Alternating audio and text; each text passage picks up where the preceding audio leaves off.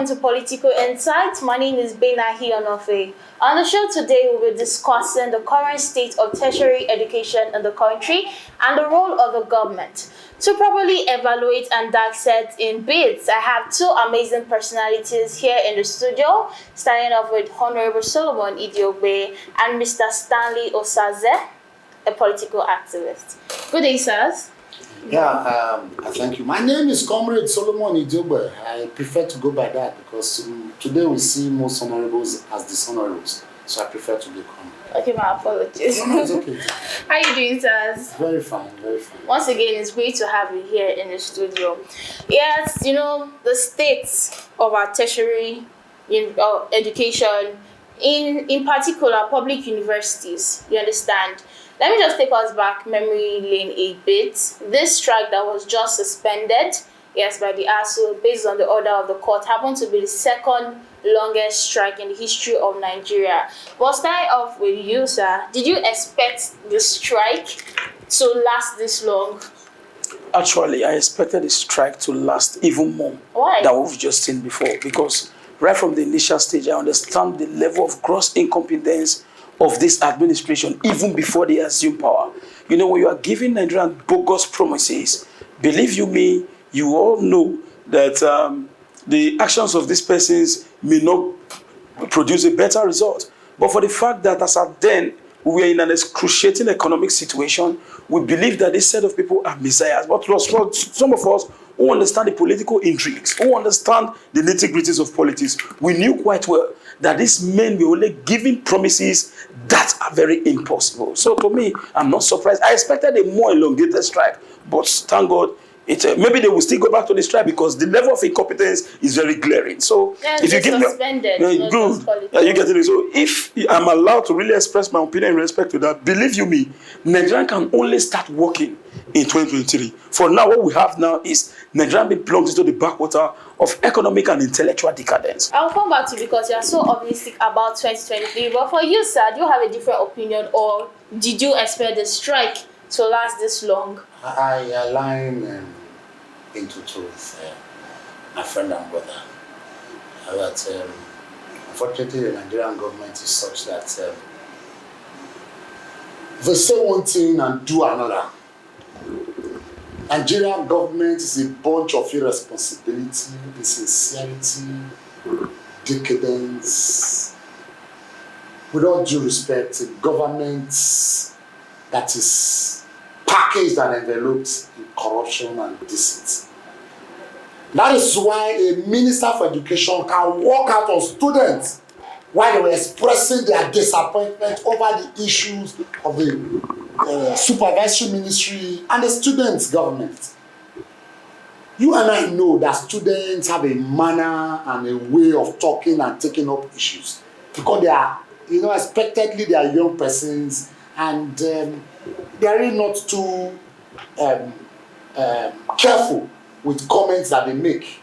Yes, they may even make comments out of genuine intentions, but out of total ignorance. Maybe they are not strategic. No, put it in making comments out of genuine intentions, but total ignorance to the facts, being laid. But you take it from them because they are young persons.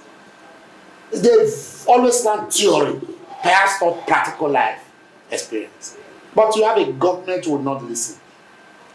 The level of insincerity, the level of disappointment as expressed by this government shows that Nigeria has gone back 50 years of progressive retrogression. Well, RX, a minister for labor, will come on the public television and tell you that doctors leaving Nigeria to Saudi Arabia is a welcome development. That is not a brain drain. It's another way of economic boost. Which is actually really... For a minister of, labor to come on the public television tells you the level of incompetence.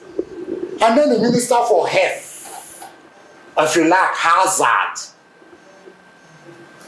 or if you like, minister for vaccine injections, who came to the public space to say that a manufacturer of vaccine cannot take indemnity for the vaccine it's producing, but the Nigerian government wants to take indemnity for the vaccine another man produced. That's to show you the level of incompetence. I'm just telling you, or putting before you, the level of incompetence and level of insincerity of the government. How else can you express a government that can be sacked by rats and rodents?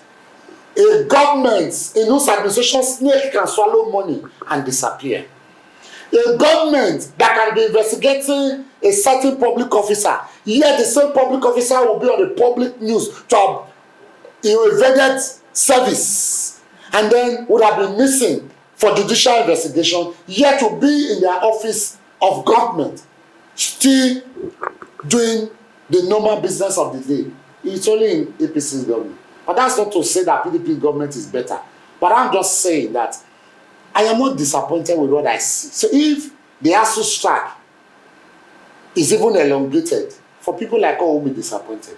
Because government who could not sit down sincerely to discuss for real the issues of ASU. For me, I was not, and I am not in support of ASU in total. Okay. Because I also feel that some of the requests of ASU were also bogus. Like what? For instance, some of the remunerations figures that they were asking were to me not too realistic.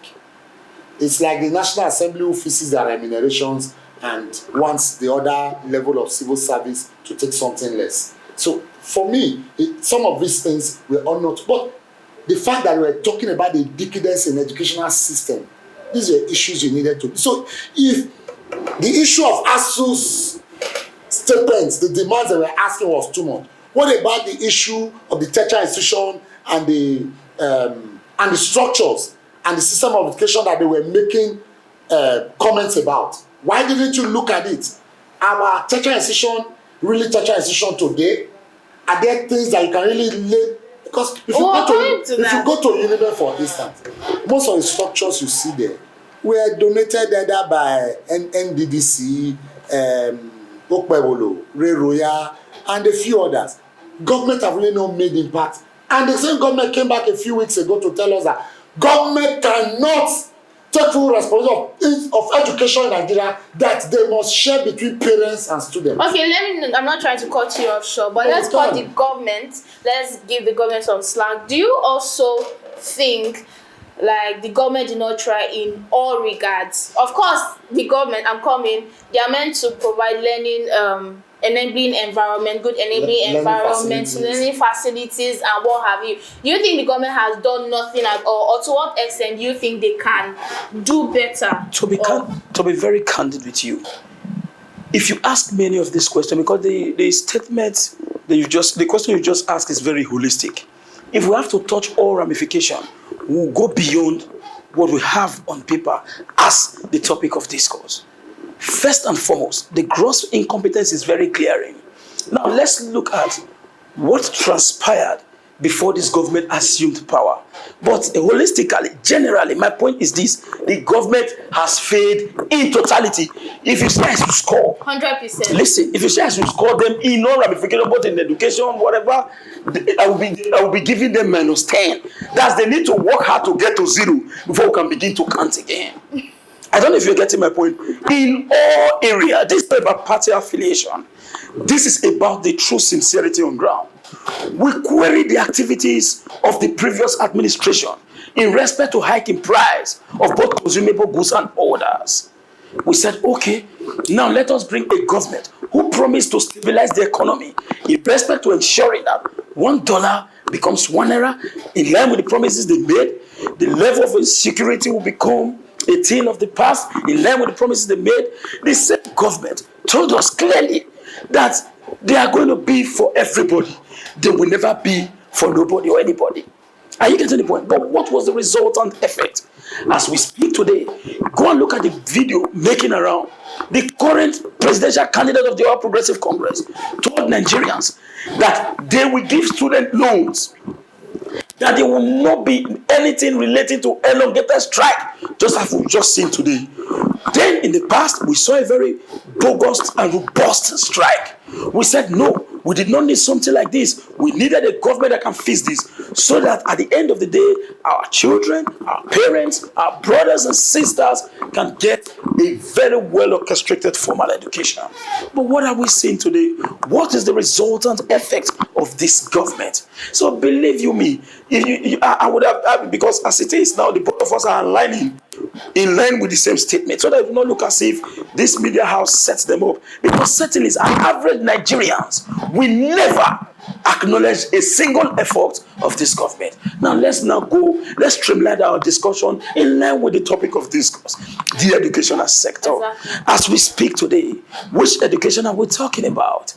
Now, an average engineer cannot even couple anything. We speak more of English, but the core part of the education, it's not there. Yeah. So that is one. And secondly, now I also requested for something. Go and check the amount of money an individual pay, the son of the bourgeois, the daughter of the bourgeois. Go and check the amount they pay in any of these tertiary institutions in abroad and compare it with what the ASUs are requesting here.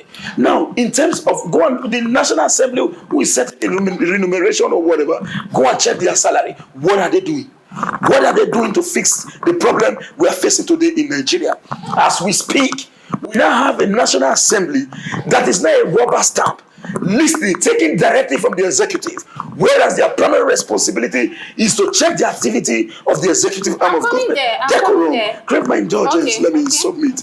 So the point being made is very clear. As a Nigerian, a true Nigerian, it is obvious that this government is a government of retrogression. It is obvious that this government has failed in totality. It is obvious that this government is pushing Nigeria and wearing Nigerians with the apron string of economic starvation. And if we fail to rectify the problem, believe you me, we are going to find ourselves not just only on the economic imbroglio that we are in today, we will not see ourselves again in a situation that may be synonymous with political imbroglio. And if that happens, believe you me, you can never curtail the negativity and the level of anarchy that may befall this nation. The only panacea to restore it is this: for us to ensure that when we are voting in 2023, we will not vote on the basis of favoritism, we will not vote on the basis of friendliness. We must vote, and we must vote for the right candidate. Now, what is the opinion of the average Nigerian youth? I'm sorry, we're still in, I want to go to the student in the education sector. Hold on, please. I don't want to forget. No, I don't want to. You won't forget, because you said something. Half-baked student, somebody, an engineering student, quote unquote, cannot even fix certain engineering. You get what I'm saying? So we'll probably discuss this, and I do not want to cut you short. But right now, we have to go on a break shortly. When we come back, the floor will obviously continue rolling. Don't go anywhere.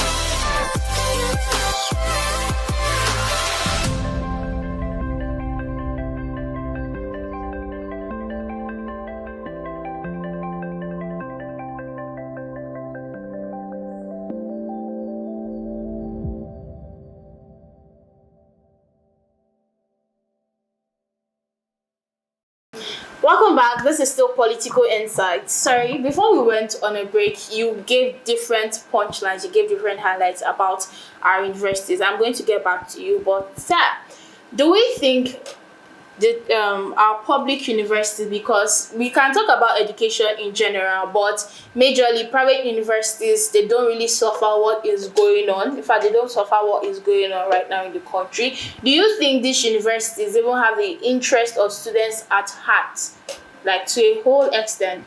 Let me just give you an example. Yes, they resumed Uniben as a case study. I saw the academic calendar. A semester that is meant to run for 5 months right now has been, like, it's now reduced to 2 months, whereby they will have to vacate, I think, on the 23rd of December, and whereby they resumed on the 24th of October. Do you even think, because students, I would say, cannot assimilate what's meant to be learnt for 5 months, and parents were even like that 5 months should be elongated, but that's by the way. And right now you are just trying to pack everything, exams inclusive, into 2 months. Do you think the university even have the interest of students at heart? Because mind you, are trying to ensure that graduates from different universities are not half-baked. But I'm coming to you, Butter. Do you think they even have the interest? Yeah, just throw light to what you said you have. He's going to talk more. I just need you to explain your own opinion. Well, I'm coming gradually, like a locomotive on one side. You just threw lights and gave his comment flesh.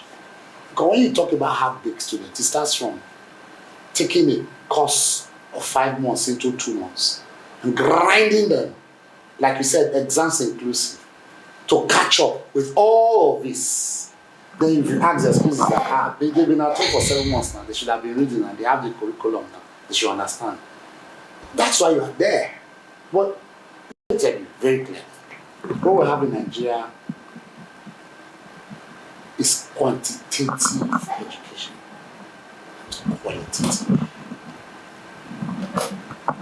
There are plenty of universities, plenty of institutions.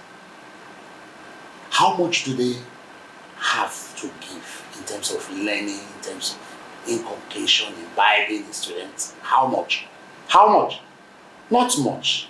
You say the private institutions are doing well, they are not experiencing. They are experiencing hardship.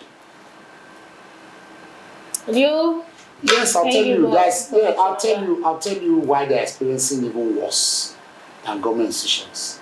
In terms of taxations, in terms of facilities, in terms of manpower, because take-home cannot take people home anymore. So many lecturers are doing part-time lecturing with these private institutions. And then, having also said that, running costs in Nigeria is high. Nigeria does not have electricity. Nigeria does not have fuel. Nigeria does not even have what it takes to produce electricity. Sorry, so we are consuming nation. We are not a productive nation. And now the productive nation syndrome goes even to the tertiary education. Before now, we had what you call the polytechnics, and then you have the universities. The difference is that one is more practical in approach of study, and the other one is more theoretical. And then one will give an ND, HND certificate, which is an equivalent of a BSc in reality. But the discrimination there, if you are an HND holder and there's a BSc holder, and brother, you know the story. Yes. They see you like. Meanwhile, the one in the polytechnic had practical education, while the one in the university had theoretical education. So at a point, the federal government was trying to marry it to say this is an equivalent of this. Did it hold work? Because the system does not. Look, let me tell you, we have moved from all the system of education 6334, 233, whatever. My dear, the truth of the matter is that Nigerian government is not interested in the education of the common Nigerian. How much is the budget line for education in the yearly budget of the Nigerian government? Well, that's because when you talk about education, you're talking about science, technology, you're talking about survey, you're talking about statistical facts, you're talking about experiments, you're talking about science evaluations and all that. How research, how much does Nigerian government put on the budget line for education? That's when you know where their interest is. so we're saying Excuse me, that they'll tell you insecurity. Insecurity is the problem. A lie. Problem of Nigeria is insecurity. So the budget line is the huge sum is tilted on insecurity, where they go back to draw from with their left hand as they put with their right hand. right now we're spending so much. If we try to narrow this down, I gave a scenario. Are we saying the government is at fault for what these universities are doing? Oh, would I have said it's your fault? No, I'm saying, is it the government's or the university's fault in this regard? Wait, excuse me. Do you know that the university cannot run on their own without aligning strictly with the policies of government on education? That whether you call it private university or public university, that they must work in tandem with the rules and regulations of. I beg to differ. I beg to differ. The Nigerian university system is controlled by National University Commission. It is a university commission that gives the regulations on what happens within the university system. And I know what you are trying to talk about. The IGROs of university. How much? Let me tell you, is the university supposed to be an income generating institute or a building institute for young future leaders? That's where we get it wrong. So it is not the problem of the university. It is the problem of the operators and the regulators of the university. Mr. Osaze, I really need you to speak on this. Two truths can exist independently. In every discourse, it's almost about, yes, the ASU and the government. We're talking about the students right now. What I'm saying, I was once a student and I understood how it affected me. Yes, to the glory of God, I graduated very well, but many persons do not have the luxury of maintaining a GP, a manageable GP, or to graduate very well. I'm saying that, with that being said, the government has a lot to do in terms of the educational aspect in this country. For universities, not just lecturers we are talking about right now. Of course, the lecturers have been affected in diverse ways, unimaginable. But for universities to just narrow down everything they need to do in 5 months, 6 months, and 2 months, do you think the government is solely responsible for this action? The facts are clear. No matter how you embellish this question, mine still falls on the lukewarm attitude, the lackadaisical attitude of government. What do we call University of Benin? A federal university. It's a glorified secondary school. Now, if as of today, Ambrosali University is failing, we blame Governor Godwin Obaseki. Because those who are saddled with responsibility will never take individual decisions without recourse to the policy framework of the federal government. Now, we are still living in a metaphysical stage where we use abstract philosophical reasoning in analyzing social phenomena. It is so glaring. It's just like a company fails. They are blaming you here, and you have a manager who is supposed to ensure that where I have a CEO. Nobody knows my staff. It's you. When there is a problem, I take responsibility. When there is benefit, I eat it the most. Because I know that at the end of the day, I will be blamed if my company fails to meet up to expectations. That's how management of a school, management of a country is. Because for those you have in the aim of affair today, they are the current urban manager of our country. They appointed somebody to manage the affair of the university under the tutelage of the administration. What do you expect? Appoints a VC, is it me? What do you expect? So please, if the university wants to say, let us meet up with the timetable, let's drag everything. It is not their fault. It is the fault of government who fails to address key issues. Let me ask, which in the entire issue raised by ASU, that is bad? I will tell you, majority of those issues raised, if truly addressed, will reposition our institution. Is it bad before institution is reposition? You are talking about insecurity. Insecurity will continue to persist if your citizens are not enlightened. They can easily be brainwashed. The most difficult place to rule is a university or a tertiary institution. Ruling a university is more difficult than ruling in Nigeria in itself. Because in university, an SUG president cannot tell a fellow citizen, a fellow student who is enlightened, what is wrong. He will tell you, hey, SUG is not so. But in Nigeria, The ruling class are educated. We rule over the ratters. We rule over the jectors. We rule over the olopoloi in our society. They cannot resist us because an enlightened aficionados are managing the affair of the nation. So ruling the university is more difficult than ruling Nigeria because you have uneducated people who will just agree. Now let's take a classical example. Go to the northeast today. Somebody who just been brainwashed, he's ready to pick out AK-47 to confront. A government of double standard knows that what we have in the northern part of our country is a parallel terrorism. But they said no, it must be embellished as a result of ethnic chauvinism, nepotism. They concluded by saying that these are bandits, these are terrorists, these are, as the case may be, whereas these same group of persons are orchestrating evil plans to destabilize the nation. For how long shall we continue to live in a full paradise where sycophants celebrate mediocrity? I must tell you the simple truth. The problem of this country in the past was caused by the youth because they refused to take a stand. But as of today, after the NSAS, the youths are taking a stand. A genuine course of action have been established. And for those who think that they can stand to prevent the youth from assessing what should be achieved, believe you me, they will be crushed and put into the backwater of political and economic decadence. Mr. Officer, everything you said is really illuminating. Same with you, the Honorable. Oh, comrade, sir. But we have to wrap up the show, and in a minute, I need you to just explain what's the way forward as per tertiary education in the country. You can't talk about tertiary education without talking about the politics. The politics feeds the education. The politics fix the economy.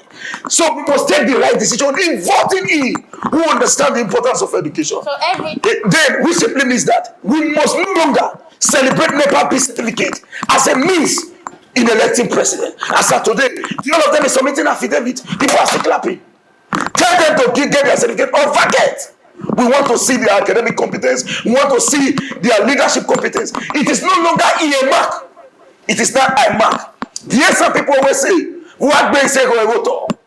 want to see your antecedent, what you have done in the past, and not to say you are giving us a superficial political interest. Imagine a presidential candidate who is telling Nigerians to vote for him. He's saying that anybody asks you to change the government, tell them shut up. And people are still queuing behind.